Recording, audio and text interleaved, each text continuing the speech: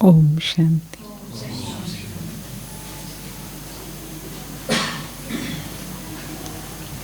हम सभी बाबा के बच्चे, जो सच्चे साहब जिसके हम बच्चे हैं,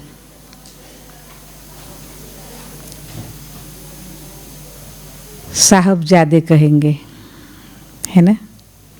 सच्चा साहब शिव बाबा जिसके हम बच्चे हैं, तो हम सभी कौन हैं?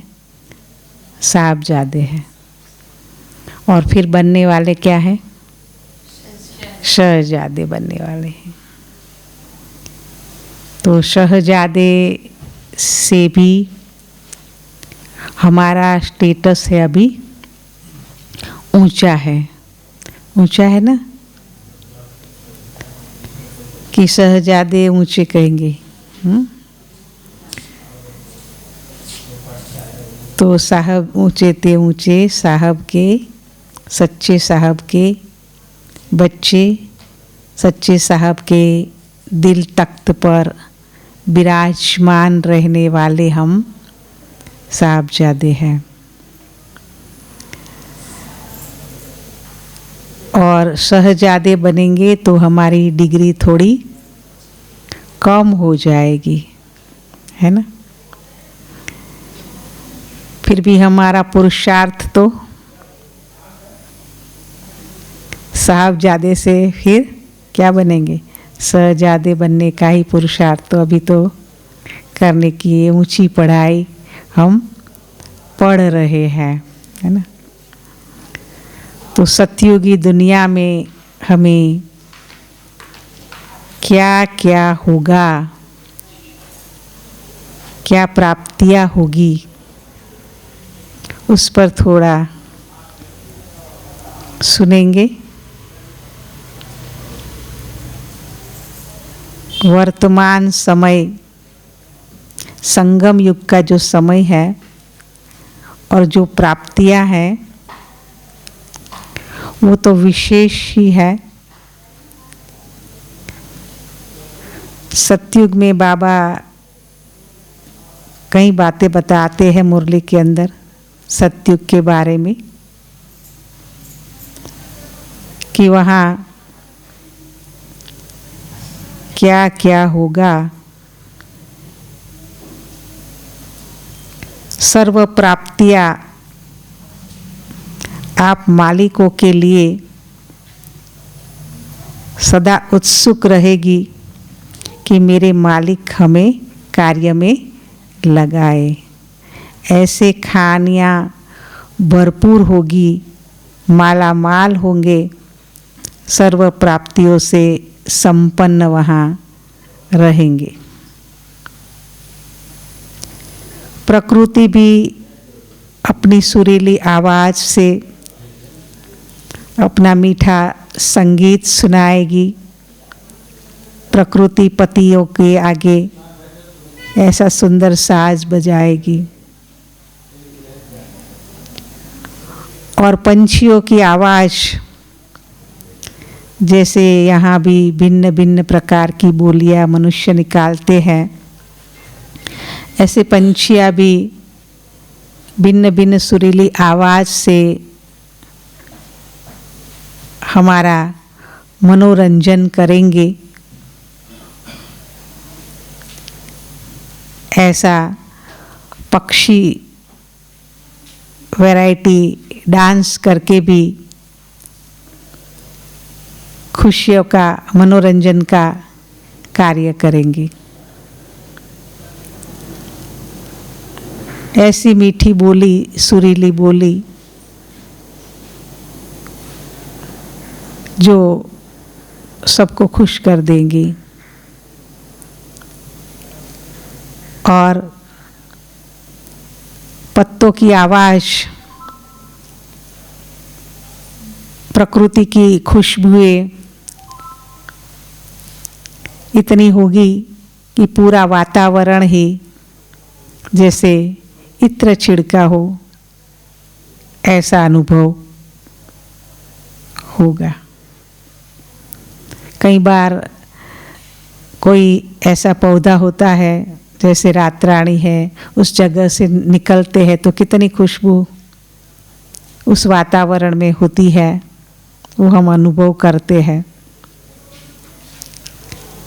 कोई कोई फूल जैसे मोगरे के, मोतिया के फूल, चमेली के फूल, उसके पेड़ के नज़दीक पहुंचते ही उसकी खुशबू से ही पूरा वातावरण भर जाता है। तो ऐसे तो पूरा ही वातावरण सतयुग का ऐसे खुशबूदार बाग बगीचे होने के कारण सदैव भरा हुआ रहेगा, है ना। अभी वहाँ क्या खाएंगे, क्या पिएंगे, ऐसा संकल्प भी आएगा, है ना। तो खाने के लिए तो बाबा कहते हैं वैरायटी, रस भरे फल फूल, ऐसी सब्जियां भी होंगी। तो ये पत्तों की सब्जियां नहीं होगी, लेकिन फल फूल की सब्जियां होगी और पूरा रस से भरी हुई होगी। खाने के लिए ये होगा। और मिर्च मसाले नहीं होंगे, लेकिन जैसे खट्टे फल, मीठे फल, अलग अलग टेस्ट के ऐसे फल होंगे जो वो मसाले का ही काम करेंगे। उसमें आपको खटाई मिलाने की, मिठास मिलाने की ज़रूरत नहीं पड़ेगी। जैसे यहाँ चीनी की फैक्ट्री है, वहाँ चीनी की फैक्ट्री भी नहीं होगी, शुगर मिल नहीं होगी, लेकिन शुगर फल होगा। इतने मीठे, जैसे आम होते हैं ना, कितने मीठे होते हैं, कई फल होते हैं जो कितने मीठे होते हैं। जब ये कलयुग के अंदर भी कितनी मिठास अभी भी बची है, तो सतयुग तो प्रकृति सतो प्रधान होने के कारण फ्रूट्स में पूरी मिठास और सतो प्रधानता। अभी तो फिर भी अंदर खाद डालते हैं, पेस्टिसाइड डालते हैं, केमिकल के कारण हेल्थ पर भी उल्टा इफेक्ट पड़ता है और फायदे के कारण थोड़ा नुकसान भी तो साथ साथ हो जाता है। तो फायदा और नुकसान दोनों ही बातें रहती है अभी के हर चीज़ में, खाने की चीज़ में, है ना। तो वहाँ बाबा ने कहा कि पीने के लिए क्या होगा। वहाँ दूध की तो नदियाँ होगी, लेकिन पीने के लिए क्या, दूध पिएंगे, सुबह रस पिएंगे। तो वहाँ फल पीने वाले अलग होंगे। जैसे नारियल में कितना पानी होता है, आपको प्यास लगती है तो कहाँ बाहर गए तो नारियल पी लेते हैं, है ना। तो ऐसे पीने के फल अलग, खाने के फल अलग, रस वाले फल अलग अलग होंगे। बाबा ने मुरली में कहा कि दूध की नदियाँ बहेगी, फिर पीने के लिए क्या होगा, क्या पिएंगे। ऐसे नहीं कहा दूध पिएंगे, क्या पिएंगे पूछा, माना दूध तो हम नहीं पिएंगे, है ना। फिर भी बच्चे होंगे, वो जिसको दांत नहीं होगा तो दूध तो पिएगा ही, वो तो, है ना। बाकी खाने के लिए इतना अच्छा है, पीने के लिए अलग फल बताए, तो फिर समझने की बात हुई कि दूध पीने की तो बात ही नहीं है। फिर भी यहाँ दुनिया के अंदर तो सबके मन के अंदर एक ही बात है कि दूध तो पीना ही चाहिए, नहीं तो कैल्शियम कहाँ से मिलेगा, है ना, ऐसे सोचते हैं।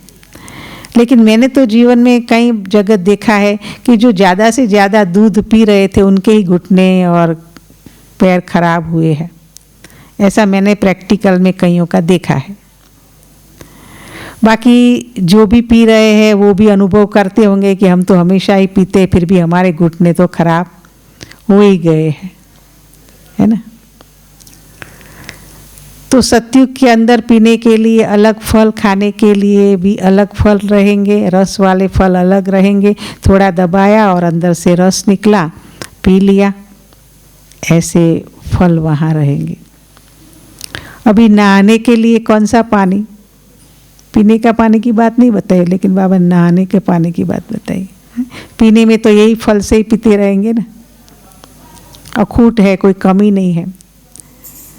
तो जैसे इत्र का पानी होता है, कितना सुगंधित होता है, गंगा जल होता है, उसमें कहते कीड़े नहीं पड़ते हैं, क्योंकि उसमें जड़ी बूटियों से बहता हुआ पानी जो आता है, इसके कारण उसमें कीड़े नहीं पड़ते हैं, उसको पवित्र मानते हैं, उस जल को शुद्ध मानते हैं, गंगा जल को।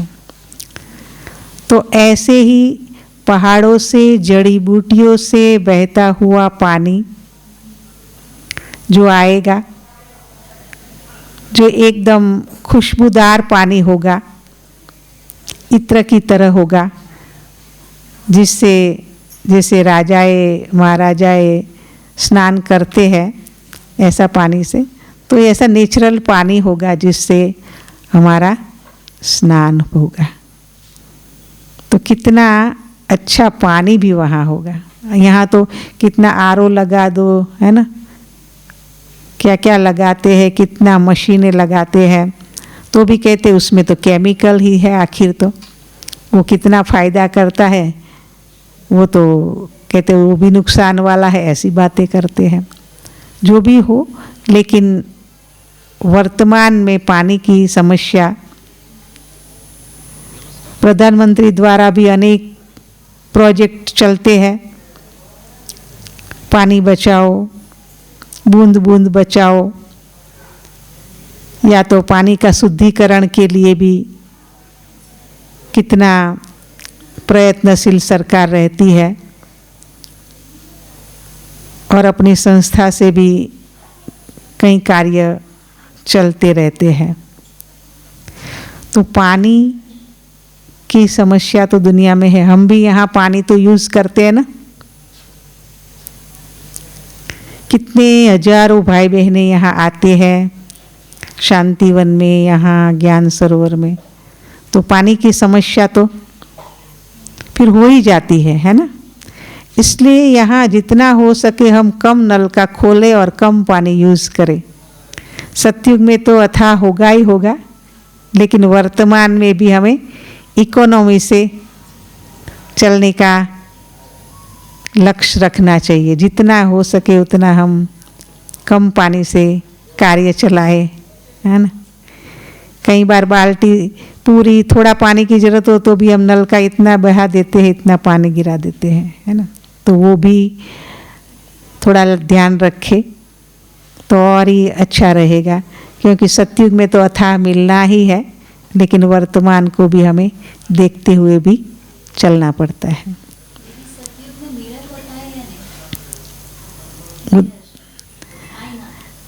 अच्छा, वो तो वहाँ जाएंगे तब देखेंगे। बाकी बाबा ने तो मुरली में तो ऐसी कोई बात बताई नहीं है, जो न बताई है वो हम कैसे बताएंगे, है ना।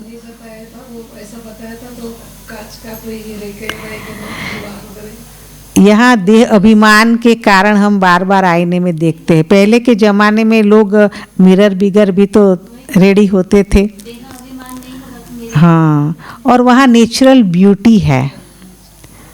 अभी मिरर में क्यों देखते भी, पाउडर ज़्यादा लग गया, लिपस्टिक ज़्यादा लग गई, वहाँ ना लिपस्टिक है ना पाउडर है, क्या ज़रूरत है देखने की, है ना। तो इसलिए मैं समझती हूँ नहीं होना चाहिए, क्योंकि नेचुरल वहाँ ब्यूटी है सबकी, इसलिए उसको कुछ भी वहाँ लगाने की आवश्यकता नहीं है। जब लगाते हैं तभी देखना पड़ता है ना। पहले के ज़माने में तो कोई आईना गांव में कोई ऐसे रखते नहीं थे, फिर भी काम तो चलता ही था ना, इसलिए आईने की मैं समझती हूँ ज़रूरत नहीं होगी। हाँ, क्योंकि आईने में भी तो देह ही दिखता है ना, आत्मा तो दिखती नहीं है। और वहाँ तो सोल कॉन्शियस रहते हैं, आत्मा अभिमानी रहते हैं। आज भी बाबा ने मुरली में भी वही कहा ना, पहला ही सेंटेंस है, आत्मा अभिमानी भव, वरदान मिल गया है ना। तो इसलिए आपको आईने की चिंता नहीं करना, आत्मा अभिमानी भव बन जाएंगे। देखो यहाँ भी हम अगर आत्मा अभिमानी स्थिति में रहते तो हम आईने को इतना देखते नहीं हैं। आप यहाँ भी पुरुषार्थ में अगर चले जाते हैं तपस्या में, तो आपको भी आईना देखने की आवश्यकता नहीं पड़ती, यहाँ ही छूट जाता है आईना, है ना। आपका ये अनुभव सबका होगा, मैं समझती हूँ। तो पानी की बात करें तो पानी भी वहाँ इत्र से भरा हुआ, जड़ी बूटियों से मिक्स होता हुआ पहाड़ों से आएगा, उसी पानी से हमारा स्नान होगा। अमृत वेले पंछियों की आवाज़ और पत्तों की सुरीली आवाज़ से हम उठेंगे। उठने का समय तो अमृत वेला ही होगा, है ना। कि यहाँ सोचते कि यहाँ जल्दी उठना पड़ता है, वहाँ भी जल्दी उठना पड़ेगा। लेकिन हम चैतन्य देवी देवताएं अभी ही जल्दी उठ रहे हैं, उसी की ही यादगार में भक्ति मार्ग में मंदिरों में पुजारी और भक्त लोग भी जल्दी उठ करके पूजा करते हैं, है ना। और भक्त भी अपने इष्ट देव को उठाते हैं ना सवेरे सवेरे, तो जल्दी ही उठाते हैं, देरी से नहीं उठाते हैं। तो जब चैतन्य में हमने ये जल्दी उठने का प्रैक्टिस किया, तभी तो हमारी जड़ मूर्तियों को भी जल्दी उठाते हैं, है ना। तो वहाँ हम चैतन्य में भी जल्दी ही उठेंगे, है ना। और वहाँ थकावट की कोई बात नहीं है, थक जाएंगे तो सोएंगे ज़्यादा, ऐसा तो है नहीं। वहाँ तो कार्य भी ऐसा कोई नहीं है जो थकने का हो, न वहाँ थकावट है। सोया न सोया एक समान जैसा ही रहता है, इतने फ्रेश ही रहते, क्योंकि वहाँ प्रकृति ही सतो प्रधान है। जब वायुमंडल सतो प्रधान है तो थकावट तो नहीं लगेगी, है ना। कहीं अभी भी कहीं कहते हैं ना कि हम हवा पानी चेंज करने के लिए गांव जाते हैं, शहर में रहते हैं ना, तो वहाँ हवा और पानी शुद्ध होता है, जिसके कारण वहाँ फ्रेश रहते हैं, है ना। तो हवा पानी चेंज करने के लिए लोग जगह जगह चले जाते हैं कि अच्छी हवा अच्छा पानी से हम वहाँ फ्रेश हो जाते हैं। तो ये कलयुग में भी ये अभी रस्म थोड़ी कुछ चल रही है, तो ये तो सतयुग तो रियल है ना। वहाँ तो हवा भी स्वच्छ है, पानी भी स्वच्छ है। यहाँ की तरह धुआं तो वहाँ है नहीं, न आग जलेगी न धुआं निकलेगा। हाँ, बता दिया ना कि खाने पीने का तो पहले ही बता दिया, क्या खाएंगे, है ना। और सोलार का कुकर तो जरूर होगा, उससे आप जो भी बेक करना चाहे पकाना चाहे वो पका सकते हैं। तो खाने के लिए तो बता ही दिया, इसलिए क्या खाएंगे वो तो कोई रोटियां पका के आग में जला के कुछ भी खाना ही नहीं है, मिर्च मसाले भी नहीं है जो उसमें वो खाएंगे। बाकी आप जो भी हमारे पास फल होंगे उसमें खटाई होंगी, मिठास होंगी, तो उसी रीति से उसका टेस्ट हम ले सकेंगे। तो अमृत वेला हम जरूर उठेंगे और उठ करके हम अपनी दिनचर्या स्नान पानी आदि जो भी करते हैं, है ना। तो वहाँ के पंछी है वो अपनी सुरीली मीठी आवाज़ से उठाएंगे और प्रकृति के पत्तों की पेड़ की सुंदर आवाज़ से हम जागेंगे, है ना। और वहाँ क्या होगा, हमें होता है कि वहाँ पढ़ाई क्या होगी, है ना। तो वहाँ की पढ़ाई है, यहाँ की पढ़ाई की तरह बोरिंग पढ़ाई नहीं है। वहाँ हर एक छोटे बड़े सभी आर्टिस्ट होंगे, चित्रकार, और संगीत की पढ़ाई होगी। जो भी पढ़ेंगे वो संगीत में पढ़ेंगे। जैसे हिस्ट्री है वो भी संगीत में, बाकी राजाई करेंगे, राजकारण की तो कोई विद्या तो होगी, जो ट्रेनिंग कुछ तो लेंगे, लेकिन वो पढ़ाई हमें भारी करने वाली नहीं होगी। खेल खेल में पढ़ाई होगी। साज होगा, रास होगा, खेल होगा, चित्रकार होगा। तो ऐसे साज, चित्रकार और खेल, ये 3 बातें चलेगी। वहाँ सिनेमा नहीं है, लेकिन नाटक जरूर है। नाटक की पाठशालाएं अनेक होगी, जो अनेक मनोरंजन के लिए नाटक भी चलते रहेंगे, रास भी करते रहेंगे और खुशियां मनाएंगे। और वहाँ जैसे यहाँ कागज की नोट है, ऐसी वहाँ कागज की, प्लास्टिक की, ऐसी कोई तांबे की, ऐसी कोई करेंसी नहीं है। अभी तो लोहे की क्या क्या है ना, प्लास्टिक के कई प्रकार की करेंसी निकलती है। वहाँ सोने की असरफिया, सुंदर सुंदर डिजाइन वाली वो असरफिया होगी, जो करेंसी के रूप में चलेगी। और जो बिजनेस है, धंधा है, यहाँ चलता है, वैसा धंधा बिजनेस वहाँ नहीं चलता है। जैसे यहाँ संगम युग पर हर एक डिपार्टमेंट है और डिपार्टमेंट में निमित्त मात्र लेना देना रहता है। कोई चीज़ ज़रूरत है वो लेते हैं, कोई पैसे की लेन देन की बात नहीं है। वहाँ भी कोई मालिक और ग्राहकपन का ऐसा कोई भाव नहीं होगा, क्योंकि हर एक प्रजा भी जो है वो भी जो शरीर निर्वाह से अनेक पदम गुणा ज़्यादा वो भरपूर होगी। इसलिए उसको भी मैं ग्राहक हूँ ये भाव नहीं रहता है, मालिकपन का भाव हर एक को रहता है। वहाँ हिसाब किताब की ऐसी कोई बात नहीं रहती, रजिस्टर रखना पड़े ऐसी भी कोई बात नहीं है। कोई चीज़ जिसको ज़रूरत है वो लेते हैं और देते हैं, ऐसा कारोबार।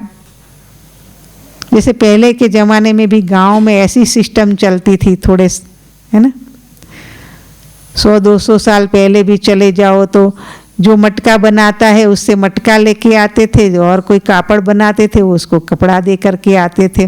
कोई सब्जी किसी से लेके आते थे, कोई दूध लेके आते थे, तो कोई सब्जी दे के आते थे। तो ऐसी गांव में कई सिस्टम चलती थी पहले, है ना। अभी थोड़े समय पहले की ही बात है ना। लेकिन अभी वो सिस्टम वापस आएगी सतयुगी दुनिया के अंदर। परिवार की भावना, लेन देन की निमित्त मात्र, कोई हिसाब किताब नहीं, कोई भारीपन नहीं, कोई बोझ नहीं, आपस में स्नेह की लेन देन से एक दूसरे को देते हैं, लेते हैं, और रजिस्टर नहीं रहता है। ऐसा बिजनेस सहज है, सरल है। अभी इनकम टैक्स ये वो अभी जो है वो सभी वहाँ ऐसा नहीं होगा, क्योंकि ऐसा लिखा पढ़ी भी नहीं है, तो इसलिए भारीपन कोई टैक्स का या ऐसा लेन देन का भारीपन वहाँ नहीं रहेगा, है ना। अच्छा, वहाँ पहनने के लिए भिन्न भिन्न प्रकार के, जैसे जो कार्य है उसी हिसाब से ड्रेस पहनेंगे। जैसे पाठशाला में जाना है तो उसकी ड्रेस होगी, रास करने जाना है तो उसकी ड्रेस होगी, है ना। मनोरंजन पिकनिक में जाएंगे तो उसकी ड्रेस होंगी। तो भिन्न भिन्न प्रकार की, है ना, पार्टी पिकनिक मनोरंजन करेंगे तो उसकी ड्रेस से जाएंगे। तो भिन्न भिन्न प्रकार की वैरायटी ड्रेस बदली करेंगे।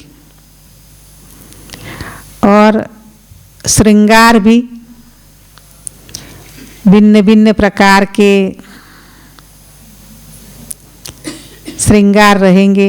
ताज भी वैरायटी अनेक प्रकार के, गहने भी अनेक प्रकार के वैरायटी,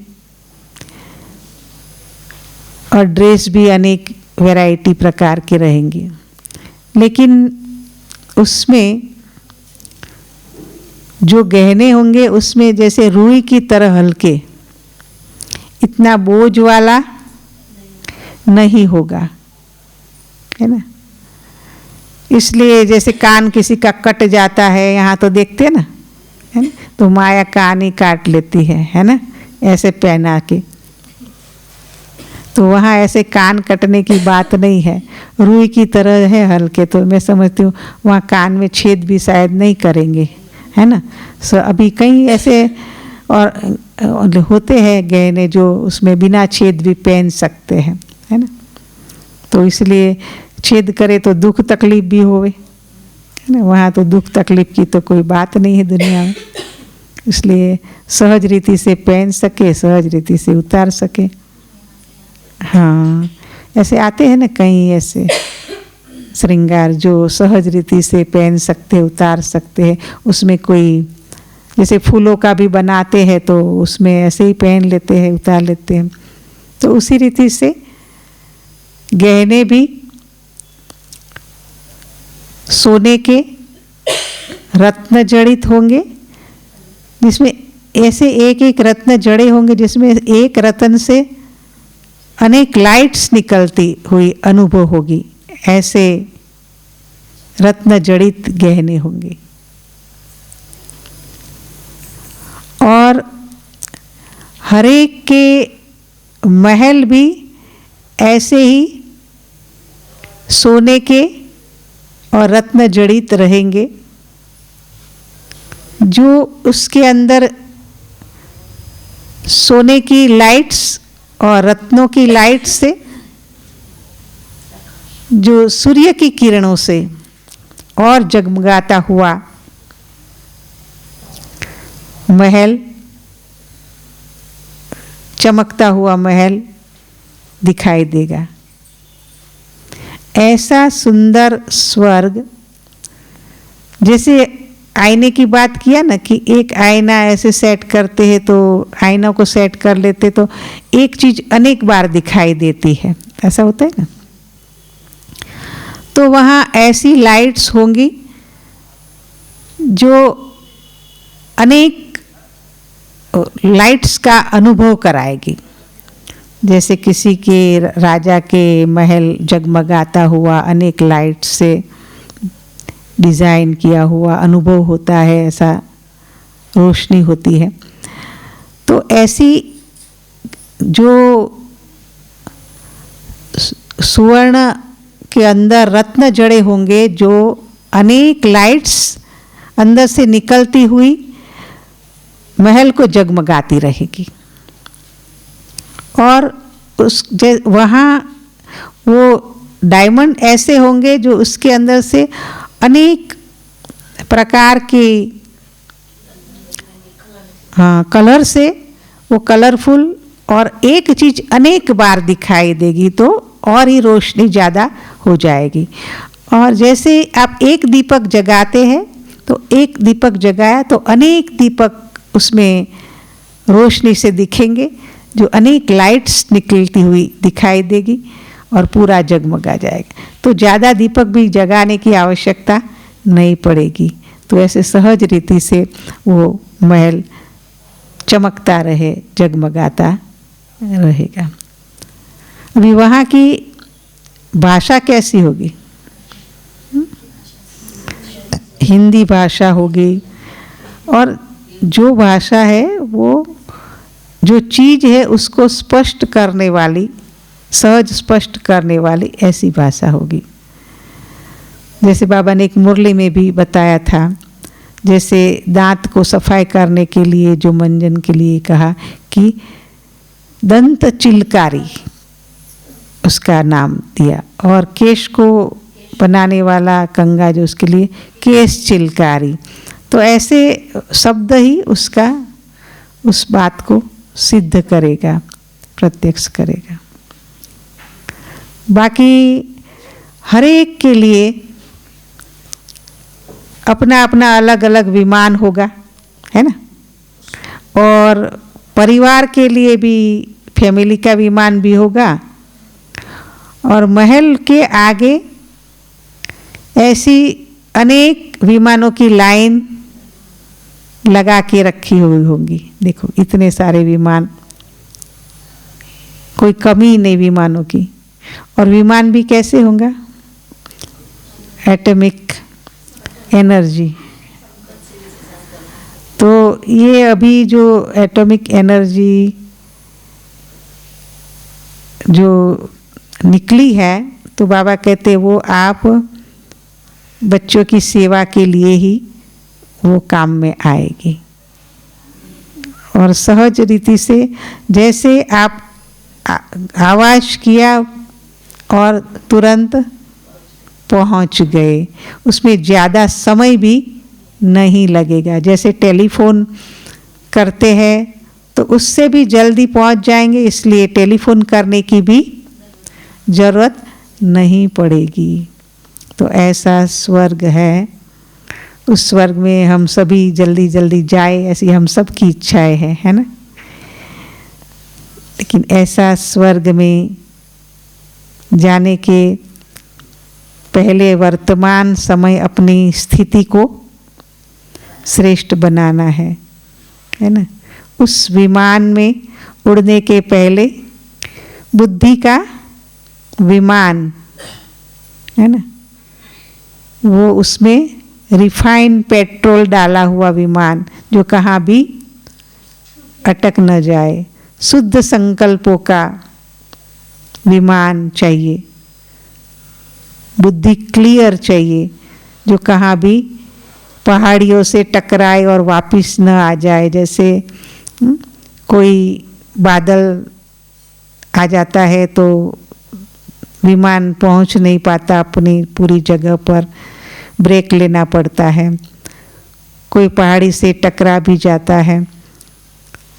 लेकिन बाबा कहते तुम बच्चे बुद्धि रूपी विमान से उड़ करके व्यर्थ संकल्प की पहाड़ी आपको टकराए नहीं, सीधा परम धाम, तो मन बुद्धि से परम धाम पहुंच जाए। सूक्ष्म वतन में जाना है तो मन बुद्धि से सूक्ष्म वतन में पहुंच जाए। जब चाहे, जितना समय चाहे, वैसे उस समय हम उस जगह पर, चाहे मूल वतन चाहे सूक्ष्म वतन, ये प्रैक्टिस हमें करनी है। तभी हम अपनी स्थिति को बाप समान बना सकेंगे। बाबा कहते हैं बाबा सत्युग के गेट खोलेगा, लेकिन गेट खोलने के लिए हमें भी तो गेट पास तो जाने के लिए लेना पड़ेगा ना। तो अभी हम भी पूरा पुरुषार्थ करेंगे तो बाबा के साथ हम भी सत्युगी गेट के अंदर पास हो सकेंगे, गेट पास मिल सकेगी, है ना। एक गेट पास होती है वीआईपी गेट पास, है ना। दूसरी एक गेट पास होती है राष्ट्रपति की गेट पास, कहते हैं ना, पीए तो राष्ट्रपति के गेस्ट है, उनका ही पास है ना। और तीसरी पास है विश्वपति शिव बाबा, उसकी गेट पास, है ना। तो हमें शिव बाबा की गेट पास लेनी है, तो शिव बाबा के साथ हम चल सके, गेट के अंदर एंटर हो सके। अगर ये गेट पास नहीं है तो बाबा तो चले जाएंगे, हम रह जाएंगे, ऐसा होगा ना। इसलिए पूरा पुरुषार्थ करेंगे तो गेट पास बाबा हमें साथ साथ सजनी बन करके शिव बाबा के साथ चलेंगे। नहीं तो बाबा कहते रह गए तो फिर बाराती बन करके पीछे पीछे आना पड़ेगा, है ना। अगर पूरा हमारा हिसाब किताब हमने चुकतू नहीं किया है, कुछ रह गया है, तो धर्मराज पुरी में फिर रुकना पड़ेगा, फाइन भरना पड़ेगा। कोई फाइल हमारी क्लोज नहीं हुई है, बाकी रही हुई है, कोई कागजात बाकी रहे हुए हैं, जैसे टेबल का काम, किसी का कागजात का कारोबार बाकी है तो बुद्धि योग वहाँ जाता रहता है कि ये मेरा काम बाकी है, ये मेरा काम बाकी है ना। अंतिम समय में भी कुछ काम रह गया हो तो भी याद आता रहेगा कि ये काम मेरा बाकी रह गया। तो मन बुद्धि के अंदर कोई व्यर्थ की फाइलें,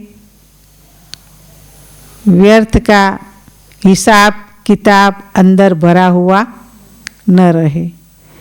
बुद्धि की लाइन क्लियर तभी हो सकेगी अगर हिसाब किताब, कोई न कोई फाइलें हमारी बंद नहीं हुई है, अभी भी वो मगज में चलती रहती है, तो उसके लिए हमें व्यर्थ विचार अंदर घूमता रहता है, तो हम उस फाइल को क्लोज नहीं कर पाते हैं, तो फिर रह गया हिसाब तो चुकतू किए बिगत तो जा नहीं सकते हैं। इसलिए धर्मराजपुरी में फिर रुकना पड़ेगा, है ना। तो इसलिए धर्मराजपुरी में हमें रुकना नहीं है, हमें पूरा बाबा के साथ, बाबा के हाथ में हाथ, बुद्धि का साथ, श्रीमत का हाथ पकड़ के चलते रहना है। तो सदैव सुहागिन होगी, सदैव शिव साजन के साथ साथ चलेगी, है ना। तो हमारा बुद्धि के अंदर सदैव हमें देखना है कि हमारा जो तिलक है सदा सुहाग का, अमरनाथ बाबा ने हमें सदा सुहाग का तिलक दिया है। और हमारा पतियों का पति कहेंगे ना परमेश्वर शिव बाबा, तो उसका तिलक है वो कभी मिटने वाला नहीं है, क्योंकि अमरनाथ बाबा कभी मरता ही नहीं। तो हम तो विधवा होते नहीं, तो विधवा नहीं होते तो तिलक तो हमारा कैसा है, अविनाशी तिलक है। तिलक भी कितने प्रकार के होते हैं। एक तो आत्मिक स्मृति का तिलक, बाबा हमें ज्ञान में आने से आत्मिक स्मृति का तिलक लगाते हैं, और आत्मिक स्मृति का तिलक से हम बाबा को याद करते हैं तो परमात्मा स्मृति का तिलक लगता है ना। और बाबा की हम सच्ची सजनिया है तो सच्चे सुहाग का तिलक बाबा हमें लगाता है। फिर बाबा हमें अमृत वेला विजयी भव का तिलक लगाते हैं, बच्चे विजयी भव, है ना। तो विजय हमारा जन्मसिद्ध अधिकार है, तो विजय का तिलक प्राप्त करते हैं। कोई युद्ध के मैदान में जाते हैं तो उसको भी तिलक लगाते हैं कि विजयी भव। तो बाबा भी हमें माया से युद्ध है और युद्ध स्थल में है, हमारी सदा विजय हो, इसके लिए बाबा हमें विजय का भी तिलक लगाते हैं। राखी बांधते हैं तभी भी तिलक लगाते हैं। आत्मा भाई भाई है, बाबा के बच्चे हैं, आत्मिक स्मृति मेरा तिलक है वो। बाकी लौकिक रीति से तो देहभान में ही भाई है बहन है, उसी रीति से ही वो रिश्ता का तिलक फिर बहन भाई को लगाती है। मंदिर में जाते हैं तो भी तिलक लगाते हैं, है ना। मूर्ति को भी तिलक लगाते हैं तो हमें भी तिलक लगाते हैं। ब्राह्मण लोग होते हैं वो स्वयं को तिलक लगाते हैं, और जो भी पुजारी है वो जहाँ मंदिर में जाएंगे सभी को तिलक लगाते रहते हैं। तो एक तिलक हमारा सौभाग्य की निशानी है, सुहाग की निशानी है, सर्व प्राप्तियों की निशानी है, सर्वशक्तिवान साथ है उसकी निशानी है, स्वराज्य अधिकारी की निशानी है, स्वस्थिति में स्थित होने की निशानी है। इसलिए स्वस्थिति में स्थित होकर के हमें आत्मा राजा भ्रुकुटी के सिंहासन पर मैं विराजमान हूँ और मैं आत्मा राजा मन बुद्धि संस्कार तीनों का बना हुआ, मन विचार शक्ति, बुद्धि निर्णय शक्ति, तीसरा संस्कार शक्ति, तीनों ही जो शक्तियाँ हैं वो आत्मा राजा की वो तीन शक्तियाँ हैं, वो महामंत्री है तीनों ही। तो ये महामंत्री ठीक से अपना कार्य कर रहे हैं कि नहीं कर रहे हैं, अपनी जांच स्वयं को ही रखनी है।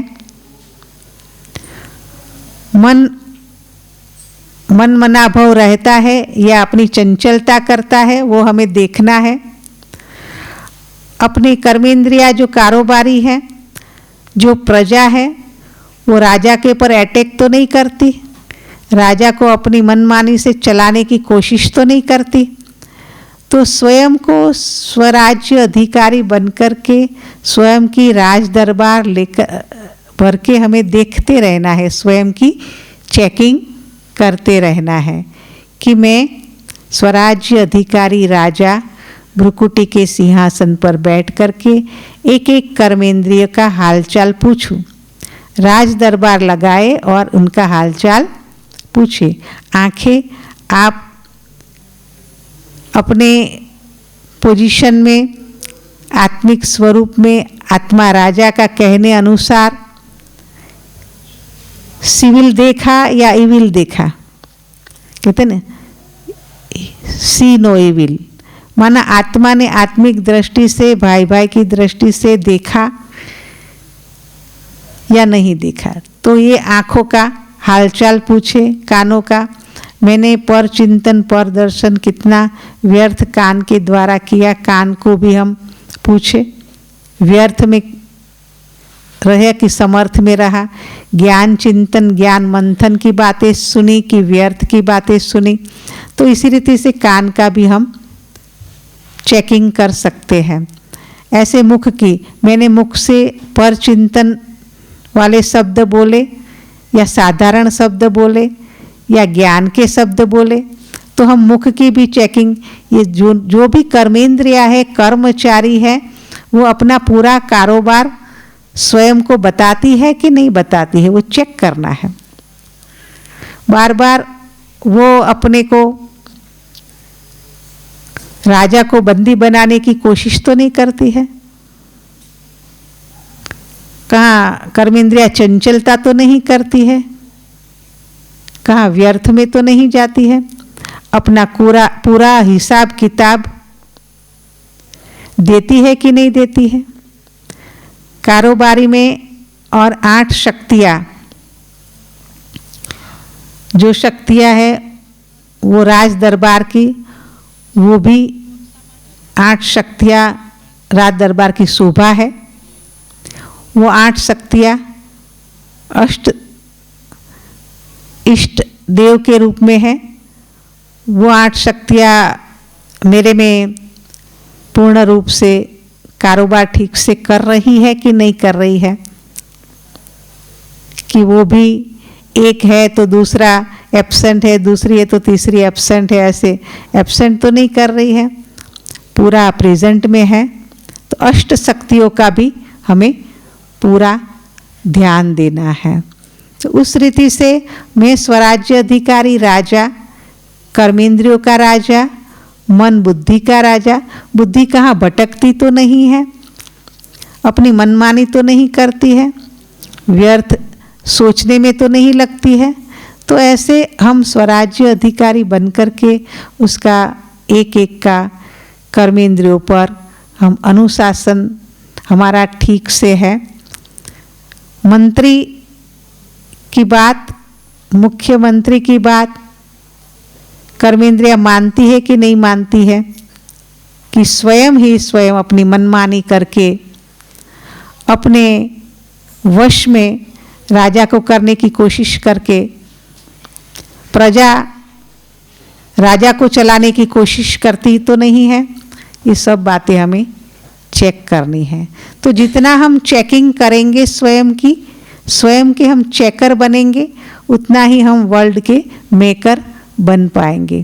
तो विश्व का राज्य प्राप्त करने के लिए बाबा कहते पहले तो स्वयं पर राज्य करना जरूरी है।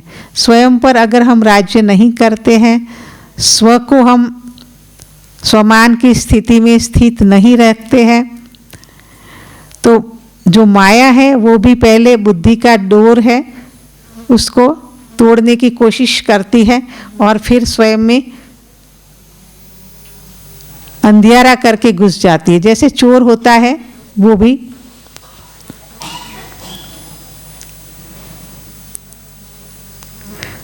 चोर होता है, वो भी पहले चोरी करने जाता है तो अपनी जहाँ चोरी करने वहाँ की लाइट को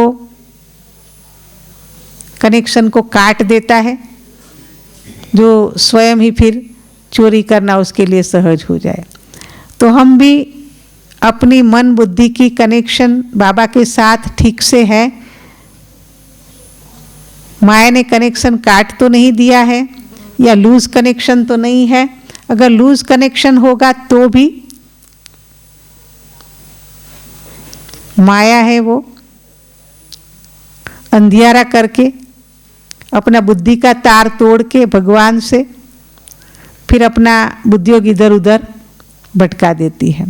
तो अपना कनेक्शन को बार बार हमें देखते रहना है कि बाबा से मेरा कनेक्शन ठीक है। जब हमारा कनेक्शन बाबा से ठीक होगा तभी हमारे कर्मों के अंदर करेक्शन आती जाएगी। अगर कर्मों में करेक्शन नहीं है तो हमारा कनेक्शन ठीक नहीं है। कर्म बाप समान है, वो देखने के लिए कर्म को हमें बाप के साथ, ब्रह्मा बाप के साथ टैली करना है कि बाप का उस समय कैसा कर्म था। सर्वस्व त्यागी, बेहद के वैरागी, आज्ञाकारी, वफादार, फरमानबरदार, सर्व सेवाधारी। तो ये जो भी बाबा के कदम है, उस कदम में बाबा ने चल कर के क्या किया है, कैसा किया है, वो देख कर के हमें भी वैसे कदम को उठाना है। तो हमें ये कर्मों की करेक्शन हमारी होती रहेगी कि मेरे जो कर्म है वो बाप के कदम पर कदम रखा हुआ है। कदम में कदम है तो हमारे कदम में पदम है। अगर कदम में हम पदम जमा नहीं होता है, मतलब हमारा जो कदम है वो बाप के कदम पर नहीं है, बाप की आज्ञा अनुसार नहीं है। तो आज्ञाकारी, वफादार हम हैं। सच्चे दिल पर साहब राजी कहा है, तो हम सच्चे दिल से बाबा को फॉलो करते हैं, बाबा की श्रीमत प्रमाण चलते हैं। स्वयं पर अटेंशन और चेकिंग, आज भी वरदान में बाबा ने यही कहा है ना कि स्वयं पर क्या चाहिए, अटेंशन चाहिए। बार बार हमें स्वयं को देखना है कि बुद्धि कहाँ भटक तो नहीं जाती है, व्यर्थ में तो नहीं जाती है, आत्मा आत्मिक सिंहासन पर विराजमान है या सिंहासन से उतर गया। जैसे बच्चे को एक जगह बिठा देते तो बार बार देखते रहते हैं कि ये उतर के कहाँ चला तो नहीं गया, है ना।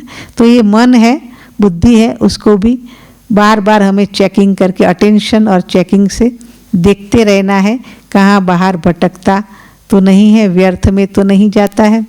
तो बार बार अपने को फिर अटेंशन रखेंगे और उसकी चेकिंग करते रहेंगे, तो फिर स्वयं को चेंज होने में कोई डिफ़िकल्टी नहीं आएगी। तो इसलिए हमें स्वयं को देखना है, स्वयं का ही परिवर्तन करना है। स्व परिवर्तन से ही हम विश्व परिवर्तन कर सकेंगे। ओम शांति।